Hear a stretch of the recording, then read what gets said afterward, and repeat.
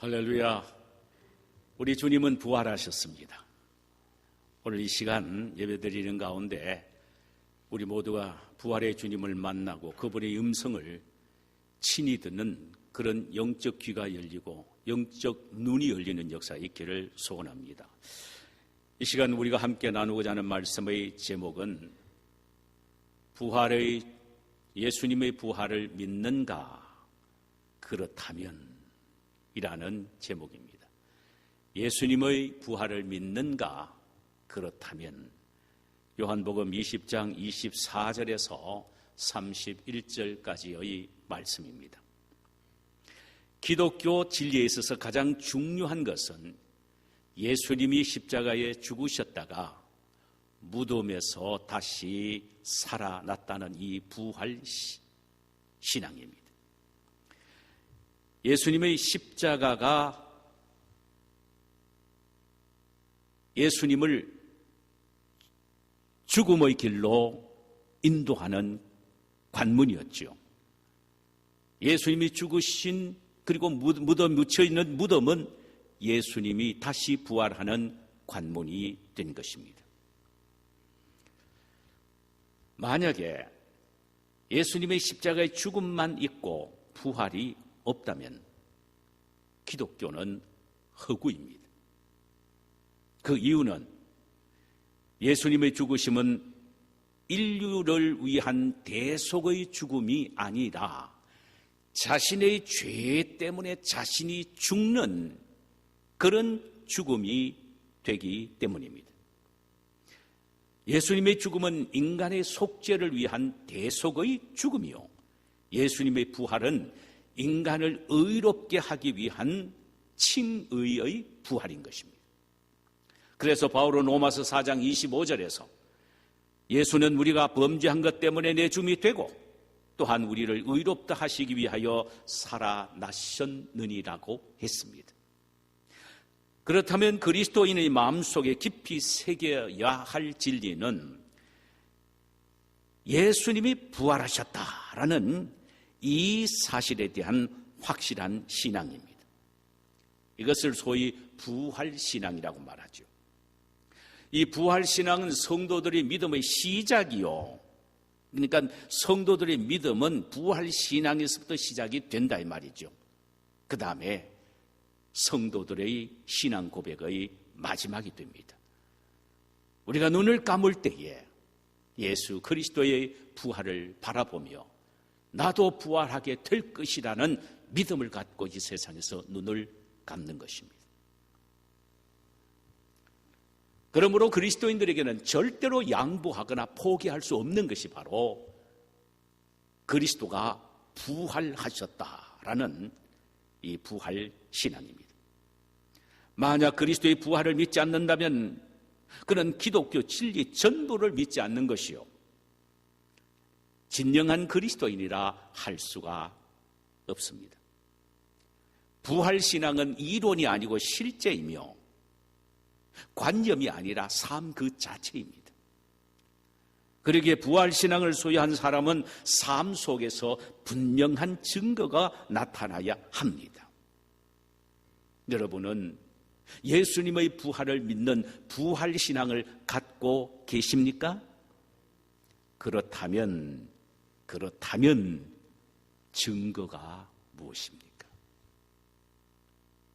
부활신앙은 관념이 아니라 삶 자체라 그랬기 때문에 우리의 삶 속에서 내가 예수의 부활을 믿는다면 나는 분명히 이런 증거가 있다라고 제시해 줄 수가 있어야 됩니다.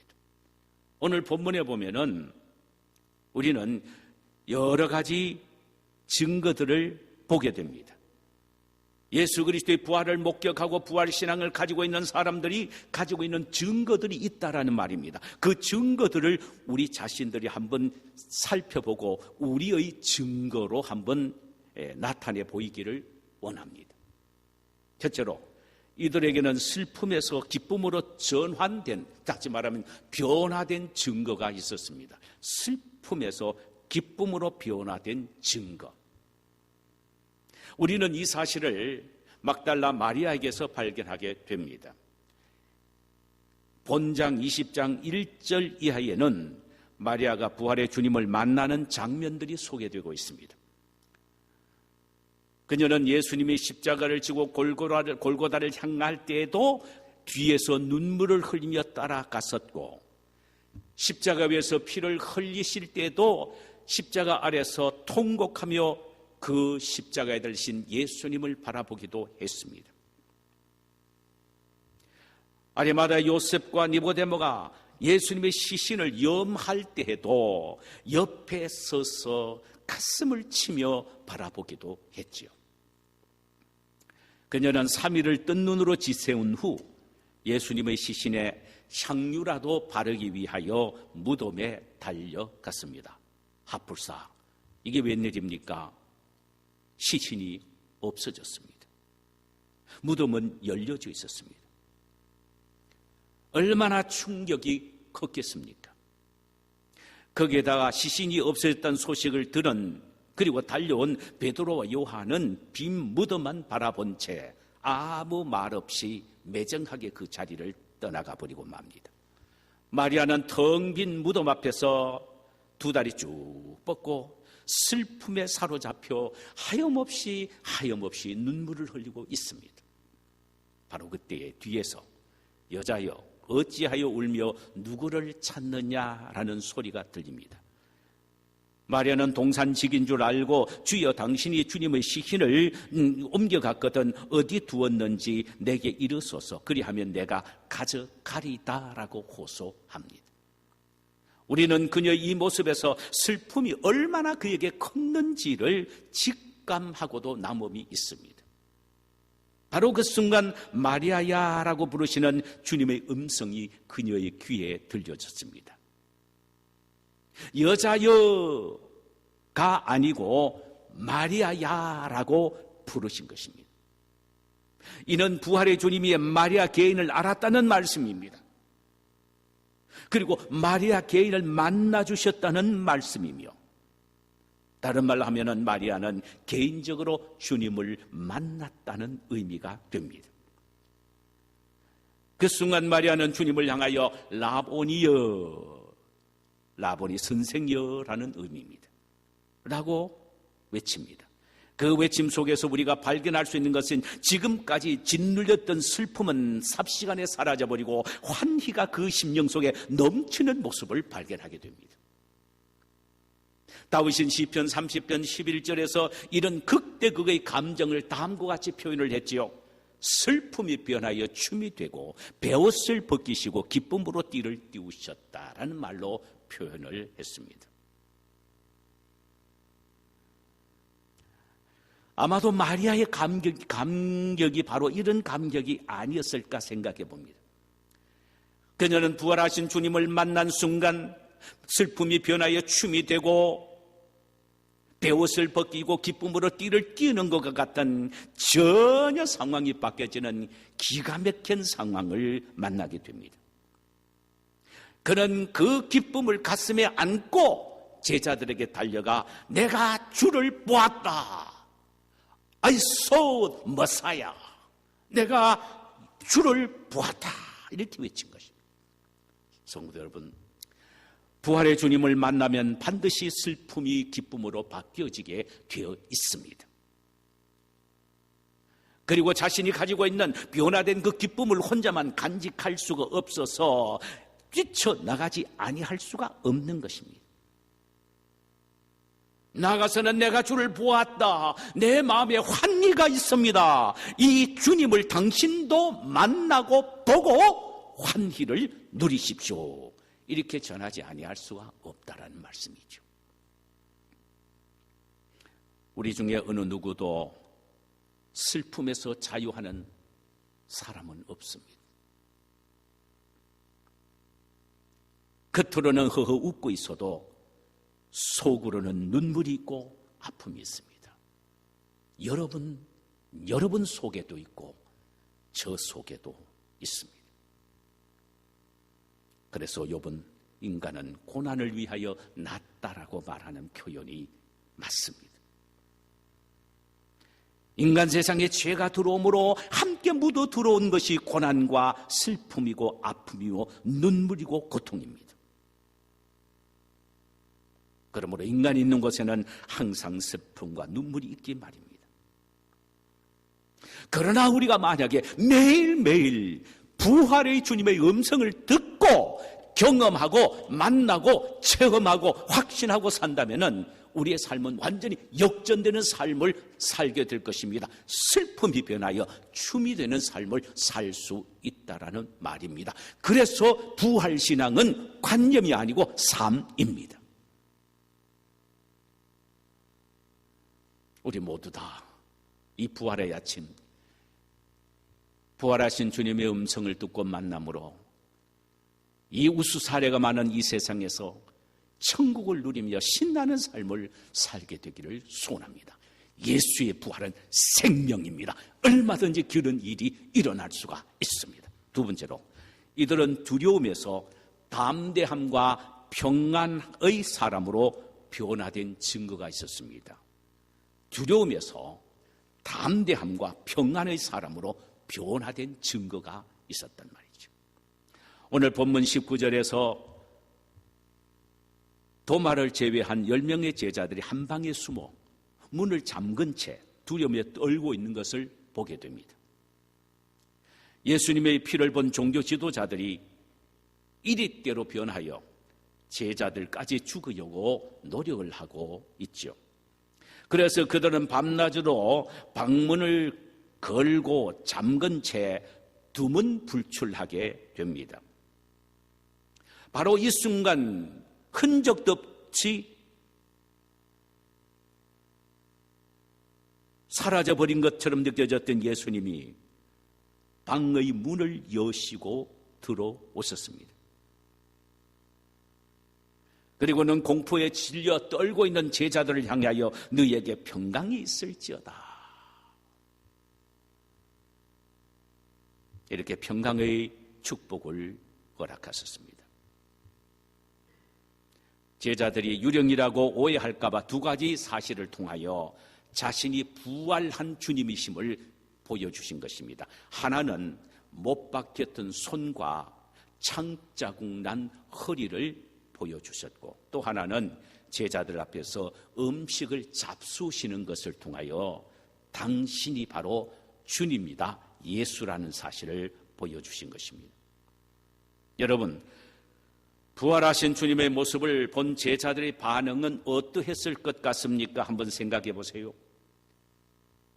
그들의 어양 어깨를 짓누르고 있던 공포는 순식간에 사라져버렸고 평안이 그들의 마음을 사로잡아 그 누구도 두렵지 않는 용기 있는 사람들로 변해진 것입니다. 순간입니다. 시간이 오래 걸리지 않습니다. 누가복음 24장에 보면은 공포의 예루살렘을 피하여 엠마오로 내려가던 두 제자 이야기가 소개되고 있습니다.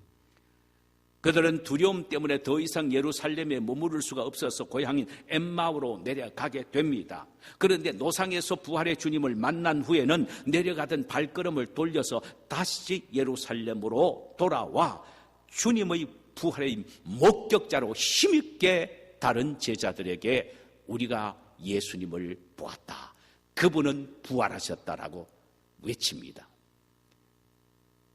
그러니까 두려움과 공포에 질렸던 그들의 마음이 담대함으로 바뀌어졌다라는 의미입니다. 사도행전 4장에 보면은 베드로와 요한이 예수님을 증거한 죄 아닌 죄 때문에 70인 공의회에 잡혀갔습니다. 문책을 당하면서 이제는 더 이상 예수의 이름을 말하지도 말고 그에 대하여 가르치지도 말라는 엄명을 받게 됩니다. 그때 베드로와 요한이 이렇게 대답하지요. 너희 말 듣는 것이 하나님의 말씀 듣는 것보다 옳은가 판단하라. 우리는 보고 들은 것을 말하지 아니할 수가 없다. 그들은 예수님이 달리신 십자가 앞에서는 모두 다 두려워서 도망갔으나 부활의 주님을 만난 이후에는 공회원 앞에서도 떳떳하게 예수를 증거할 정도로 담대한 사람들이 된 것입니다. 무엇이 이들을 이렇게 만들었을까요? 부활신앙이 그들을 그렇게 만들었습니다. 부활의 주님을 만나는 만남이 그들을 그렇게 만들었단 말이죠.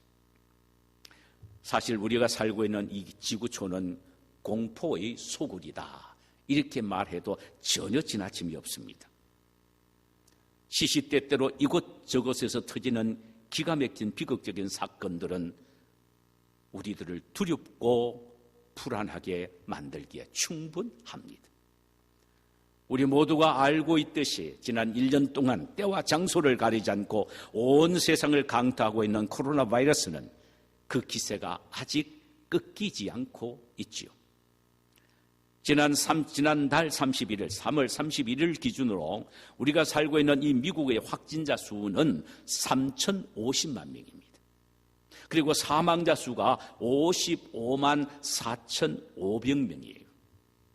세계적으로는 확진자가 1억 3천만쯤 되며 사망자 수는 282만 명이 된다라고 했습니다. 다행인 것은 전문가들의 예측보다는 더 빨리 백신이 나오기는 했으나 이 백신을 맞는다고 해도 그 효과가 어느 정도 또 언제까지 지속될지는 모른다는 사실 때문에 불안하고 있는 겁니다. 제가 며칠 전에 의사 한 분하고 대화를 한 적이 있습니다. 그분이 이야기가 그래요. 목사님, 2번 맞으면요, 그게 영국이 간다고 보장 못합니다. 아마도 9월 달 가서 다시 한번 또 맞으라는 통보를 받게 될지는 모릅니다. 그러니까 전례가 없으니까 이게 어느 정도 그게 면역성이 오래 갈지도 모른다는 말이죠. 맞아도 불안하다는 말입니다. 더욱 공포스럽게 만드는 것은요, 영국 BBC 방송의 보도에 의하면은 영국에서 발견된 변종 바이러스는 코로나 바이러스 19보다도 70%가 더 전염성이 강하다는 것입니다. 이게 참 기가 막힐 일입니다. 지금 유럽에서는 3만 명 이상이 확진이 되어서 고통을 당하고 있답니다. 설상가상입니다. 이토록 우리가 살고 있는 이 세상은 안전지대가 없습니다. 공포와 불안의 연속입니다. 그래서 믿음의 영웅욕도 욥기서 3장 25절에서 이렇게 고백을 했어요. 한번 들어보실래요? 나의 두려워하는 것이 내게 임하고 나의 무서워하는 것이 내 몸에 미쳤구나. 욥이라는 사람은 그렇게 믿음이 좋아도 늘 자기 마음속에 두려워하는 것이 있고 무서워한 것이 있었다 이 말입니다. 이유도 모를 정도로 뭔가 쫓기는 마음이 있었다 이 말이죠. 이는 인류의 조상 아담이 죄를 범한 후에 나뭇 잎을 가리고 숨은 그 두려움의 본성이 모든 인간에게 그대로 전가되었기 때문이라는 것입니다.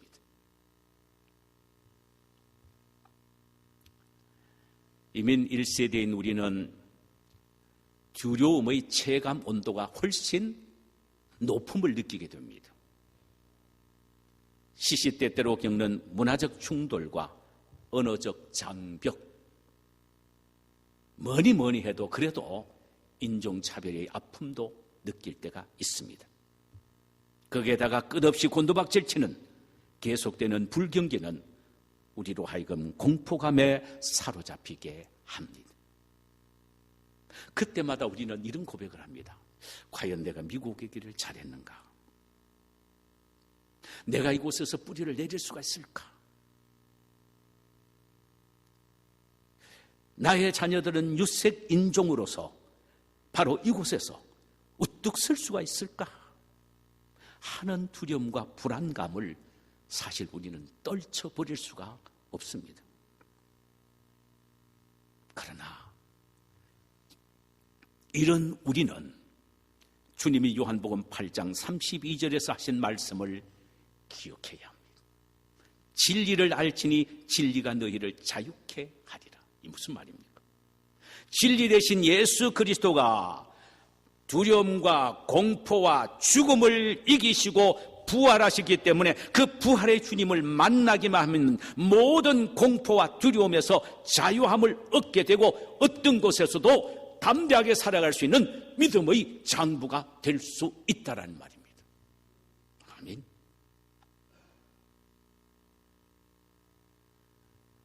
미래에 대한 염려가 불안이 사로잡혀서 우리를 엄습해 올 때 우리는 요한복음 16장 33절에 우리 주님의 말씀에 귀를 기울여야 할 것입니다. 세상에서 너희가 환난을 당하나 담대하라, 내가 세상을 이겼노라. 세상에 주는 핍박과 가난과 차별과 실패로 인하여 초래되는 공포 때문에 놀라지 말라는 것입니다. 왜냐하면 예수님이 이기셨기 때문이라는 것입니다. 여러분, 예수님의 부활 사건은 죽음만 이긴 것이 아니라 모든 것을 이기신 현장입니다. 그러므로 우리는 그 예수 그리스도 안에서 그분의 부활의 능력을 믿고 그분과 만나고 그분과 교제하며 그분과 대화하며 그분과 나란히 가는 동행하는 삶만 살면은 어떤 상황 속에서도 두려움을 이기고 평안을, 확신을, 믿음을, 담대함을 갖고 이 세상에 살아갈 수가 있습니다. 할렐루야. 그러므로 우리는 부활의 주님을 만나야 합니다. 그래야 공포와 두려움의 사람에서 담대함과 평강의 사람으로 바뀌어지는 것입니다. 그래요. 여러분은 부활의 주님을 믿으십니까? 그리고 그 부활의 주님을 만났습니까?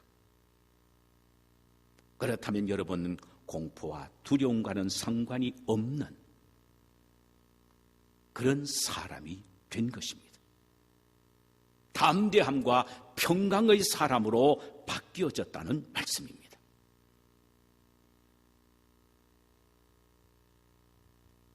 내가 세상을 이겼으니 담대하라, 이 말씀을 믿음으로 받고 우리 함께 소리쳐 외쳐야 할 것입니다. 세 번째로, 의심에서 믿음의 사람으로 변화된 증거가 있었습니다. 예수님의 제자들 가운데 도마란 사람은 좀 별종입니다. 그 사람은 논리적이고 합리적인 인간성의 표본입니다. 다른 제자들부터 예수님의 부활에 대한 이야기를 들었으면은 그러냐고 아멘 하면서 자기도 그 예수를 만날 위하여 노력하면 될 텐데 그런 자신은 믿지 못하겠다고 소리를 쳤습니다. 그는 자기 나름대로 사물을 바라보는 렌즈가 있었기 때문입니다. 그것은 이해되지 않고 경험되지 않는 모든 것은 믿지 않는 합리적 사고의 렌즈였습니다. 그래서 그는 부활의 주님을 보았다고 흥분해 있는 제자들에게 반론을 제기하지요. 내가 그의 손 못자국을 보며 내 손가락을 그 못자국에 넣으며 내 손을 그 옆구리에 넣어보지 않고는 결코 믿지 아니하겠노라 하는 것이었습니다. 예수님은 바로 이런 의심에 가득 찬 도마에게 찾아오셔서 오늘 본문 27절에 이렇게 말씀하십니다. 내 손가락을 이리 내밀어 내 손을 보고 내 손을 내밀어 내 옆구리에 넣어보라. 그리하여 믿음 없는 자가 되지 말고 믿는 자가 되라고 말씀하셨습니다. 그 순간 도마는 의심의 사람에서 믿음의 사람으로 변화됩니다. 그는 그래서 이렇게 고백을 하지요. 당신은 나의 주, 나의 하나님의 신이다. 의심도 무너뜨리는 것이 바로 예수 그리스도의 부활입니다. 예수 그리스도의 부활을 듣고 믿었을 때에, 보았을 때에 그의 마음속에 있던 의심은 순간적으로 사라져버리고 신앙 고백적 사람이 되어버렸습니다. 이 가운데 도마처럼 아직도 의심을 가지고 계시는 분이 계십니까? 아직도 자신도 모르게 회의적인 생각에 그저 끌려다니는 분이 계십니까? 부활의 주님을 만나시는 은혜가 있기를 이 시간에 주의 이름으로 축원합니다. 그럼 어떻게 하면 주님을 만날 수가 있을까? 물론 부활의 주님이 우리를 만나주신 건 은혜지요. 그러나 우리가 그 반대적인 측면에서 볼 때에 우리가 어떻게 하면 그 주님을 만날 수가 있을까라는 의문과 도전은 얼마든지 가져볼 수가 있습니다. 첫째로 마리아처럼 자신을 부르는 주님의 음성을 들어야 합니다. 주님이 마리아야 라고 부르셨을 때에 마리아는 영안이 열려 주님이신 줄 알게 된 것입니다. 주님의 음성을 들을 때 부활의 주님을 만나게 되었다는 말입니다. 그러려면 우리는 주님의 음성을 듣기를 사모해야 합니다. 주님의 음성이 뭡니까? 성경 말씀입니다. 성경 말씀 중 특히 주님의 십자가와 부활에 대한 말씀을 사랑하고 많이 묵상해야 합니다. 그때의 부활의 주님이 나를 부르시는 특별한 음성을 들으실 수가 있습니다. 영화 배너의 원작 소설을 쓴 윌러스라는 사람은 무신론자였습니다. 전혀 예수를 믿지 않는 사람이었습니다. 그런데 그가 배너를 쓰기 위해서는 배경이 되는 시대를 알아야겠기에 성경을 읽되 특별히 예수님의 생애에 관한 기록인 사복음서를 열심히 읽기를 시작했습니다. 그러다가 그는 충격을 받는 일을 경험합니다. 그것은 양손과 양발에 못이 박힌 허리에는 창이 찔려 피가 흘러내리신 그 예수의 모습과 그리고 무덤에서 다시 살아나신 부활의 예수를 한꺼번에 경험하게 됩니다.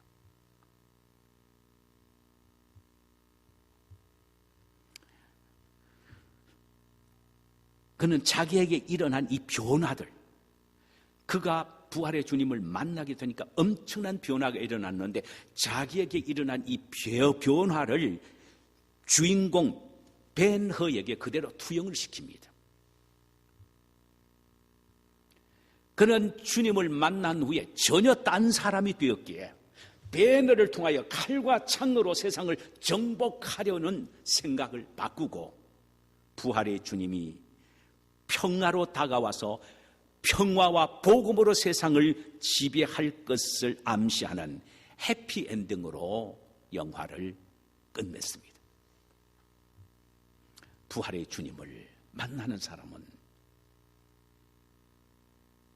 칼과 창을 들고 나가는 것이 아니라 평화의 복음을 들고 나가는 사람으로 바뀌어집니다. 여러분, 무신론자였던 윌러스도 성경을 읽다가 예수님을 만나는 은혜를 경험했다면 하나님의 아들과 딸인 저와 여러분들이 부활의 주님을 만나고자 하는 그 열망을 갖고 성경 말씀을 대하고 주님의 음성을 듣기를 사모한다면 왜 부활의 주님이 우리를 만나주시지 않으시겠습니까? 반드시 만나 주십니다. 이런 축복이 우리 모두에게 있기를 주님의 이름으로 축원합니다.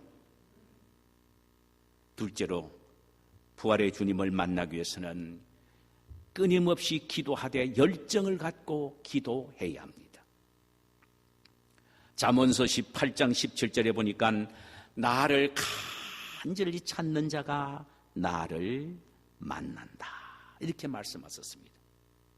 부활의 주님을 만나기를 간절히 사모하면서 기도한다면 우리는 반드시 부활의 주님을 만나게 될 것입니다. 구하면 주신다는 것이 주님의 약속에 대한 응답입니다. 기도 응답의 약속이란 말씀이죠. 부활의 주님을 만날 때 우리의 삶에는, 우리의 마음은 기적적인 변화가 일어납니다. 슬픔에서 기쁨으로, 불안에서 평안으로, 의심에서 확신으로 바뀌어지게 됩니다. 예수님의 부활을 믿으십니까? 이런 증거가 우리 모두에게 있어야 합니다. 이 증거를 체험시켜 주실 것을 하나님 앞에 기도하며 사모해야 합니다. 우리 주께서 이런 축복이 우리 모두에게 있기를 주님의 이름으로 축원합니다. 자, 우리 찬송 한 장 부르십시다.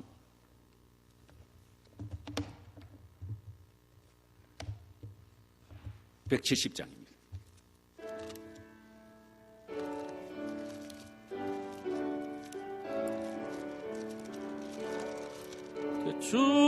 주님은 살아계셔 날 지켜주시니 그 사랑 인하여서 나 자유 얻었네.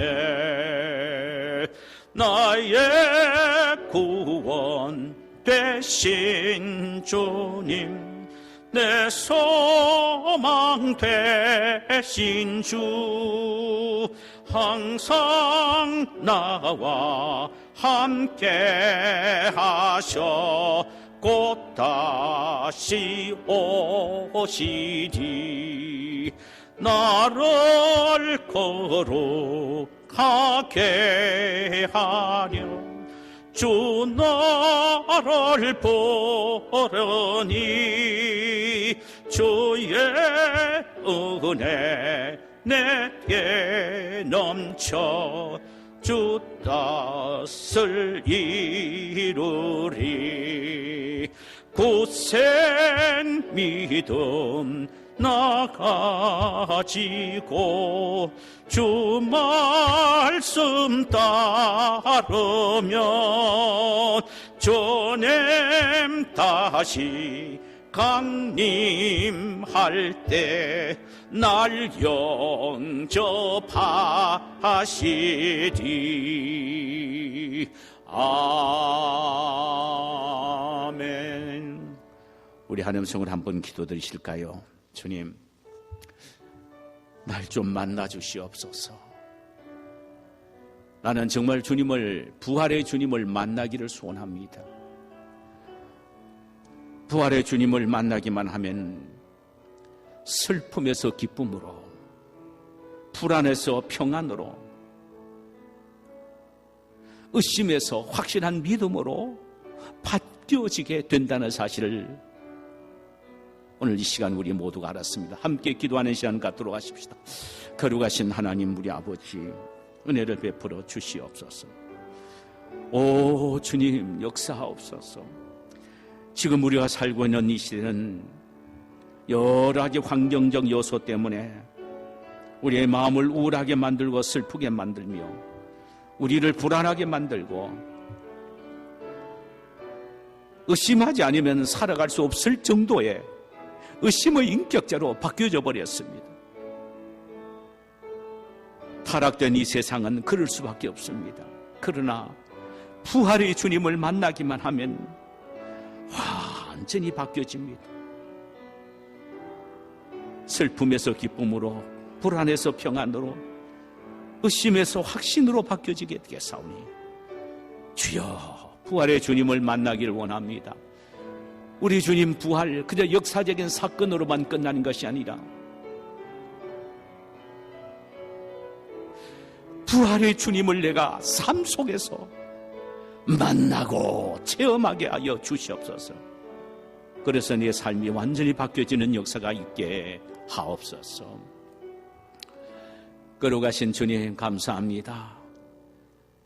우리의 오직 소원은 부활의 주님이 내 삶 속에서 나를 만나주시는 일입니다. 관념적으로 그래서 예수님이 부활하셨다가 아니고 내 삶 속에 부활의 예수님을 친히 경험함으로 슬픔에서 기쁨으로, 불안에서 평안으로, 의심에서 확신으로 바뀌어지는 그런 용맹스러운 믿음의 사람들이 되게 하옵소서. 예수 그리스도의 이름으로 기도하옵나이다. 아멘.